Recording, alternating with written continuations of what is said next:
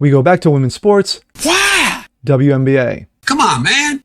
Caitlin Clark is getting attacked once again. Uh-oh. Not for what she's doing on the court or for being white. What? It's for what she's not doing to protect women's sports and the nonsense behind it. Wait a minute. And rightly so. Yes, of course.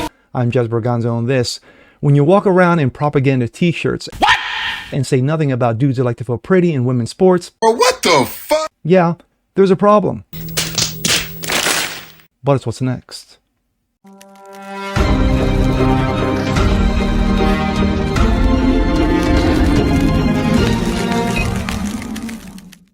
What's up, ladies and gentlemen? Jez Berganza, what's next? Your daily dose. Hope you guys are feeling good today on this Wednesday?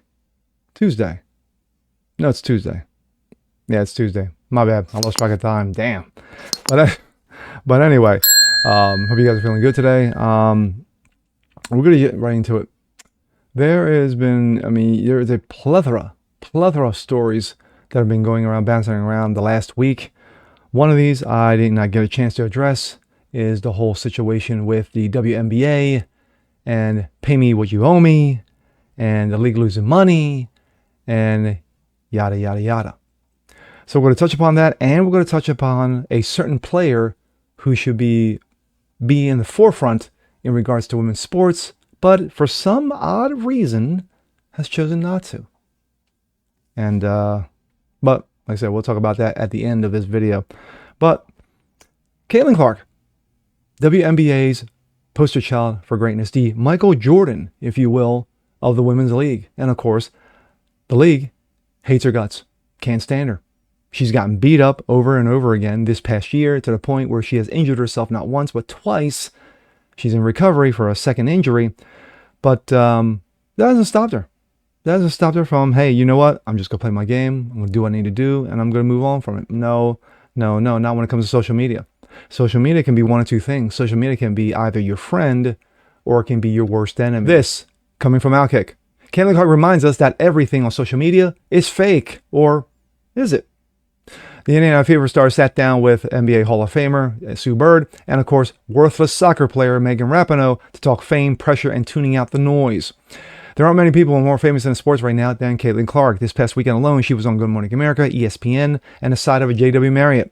The Indiana Fever star has also been at the center of every social media debate or controversy, if you will, from WNBA officiating to race to whether or not a hard screen constitutes as a hate crime. And somehow she still manages to keep her cool. Clark recently sat down with Sue Bird and Megan Rapinoe on their Touch of More podcast and reminds us that's something we all need to hear from time to time.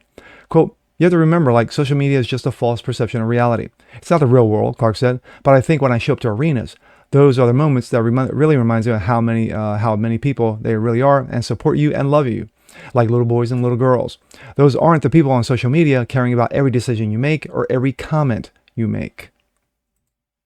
Let me back that. Well, I think first, you have to remember, social media is just, such a false perception of reality. And even for myself, you don't always realize that at times. It's not the real world. And, when you're in a position of, people are going to love you, people aren't going to like you. But I think when I show up to arenas, those are the moments that, really remind me of, how many people are really there supporting you and loving you. The little...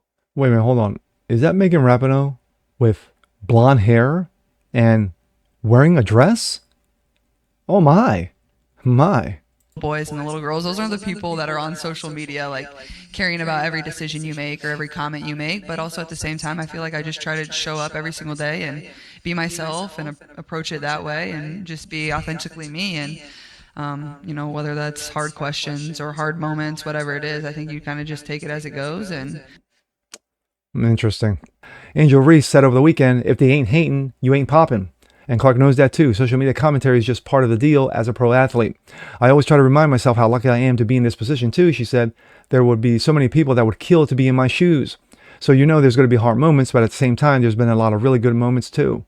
Now that the All-Star game has wrapped up, Clark is focused on getting healthy. According to Fever coach Stephanie White, Clark is progressing with her groin injury, but isn't expected to play when the Indiana returns to action Tuesday night against the New York Liberty.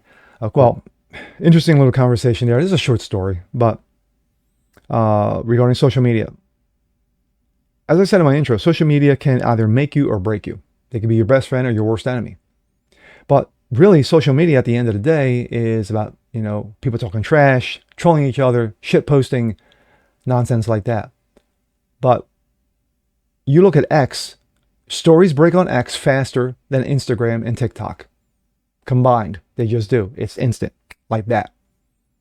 So yeah, they're going to keep tabs on you, Caitlin, you know, regarding what you say and what you do, because you are the face of the league. The league hates your guts. The league can't stand you, you know, but you are the face of that league. You are the league's best player, you know. Kelsey Plum, outside of Kelsey Plum and Caitlin Clark, Angel Reese, you know, and of course, Angel Reese thinks that she's on par with Caitlin Clark just because she grabs 15 rebounds a game and 14 of them are hers. So there's that. But two things stand out. The whole situation with pay me what you owe me, you know, wearing the propaganda t-shirts over the All-Star weekend, when you have a league that has lost on average $40 million a year. Yes. Is it popular right now? Absolutely. Yes. Ticket sales have gone up. Caitlin Clark. Merch has gone up. Caitlin Clark. Pretty much every positive aspect of the WNBA, you could easily point to Caitlin Clark. Whole new fan base, Caitlin Clark. Men watching more WNBA, Caitlin Clark. On and on and on. But of course, the league won't tell you that.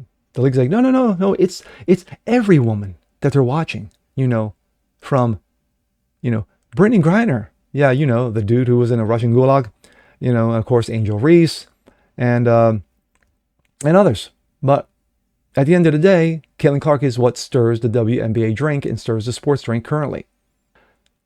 When you, as the league representative, when it comes to better pay, well, being that the league hasn't made a profit in 29 years, the NBA, the men's league, that makes billions every single year, is footing the bill. They're the ones who pay the bills. They're the ones who keep the lights on. Whether they like it or not, it's just facts. And also when it comes to women's sports, that for some odd reason, Caitlin Clark has been, you know, quiet, you know, for better words, on this situation. When she could easily say within 30 seconds, hey, you know what? When it comes to women's sports, they should be for women, for girls. You know, girls have had the, you know, these girls are given opportunities of lifetimes, you know, for scholarships to, you know, to be in the WNBA one day, you know, who knows? But men should not be playing in women's leagues. Now, whatever issues these men have who think they are women, that's not my, that's out of my wheelhouse. But when it comes to women's sports, yeah, it should only be for women and move on from it. Done. I did it. I said that in less than 30 seconds. She could do the same thing. But for some weird, odd reason, she doesn't want to confront this. Because maybe for her, it's too controversial. That it'll taint, you know, the success that she's had, you know. I don't know. I don't know what it is. It's a head scratcher, but it makes no damn sense. But hopefully she wakes up one day and says, hey, you know what? You know, when it comes to women's sports, you know, people need to stand up. It's not just, you know, Riley Gaines and Martina Navratilova and others. I need to stand up as well, but who knows? Maybe she'll get the message one day. And with that being said, I'm Jazz Borganzo. This is What's Next. Want to see more like this? Please leave a comment below. Like it, share, subscribe to it. Hit that notification bell so you guys never miss a thing. Continue spreading the word about the show. Appreciate you guys watching as always, and we'll see you next time. Peace.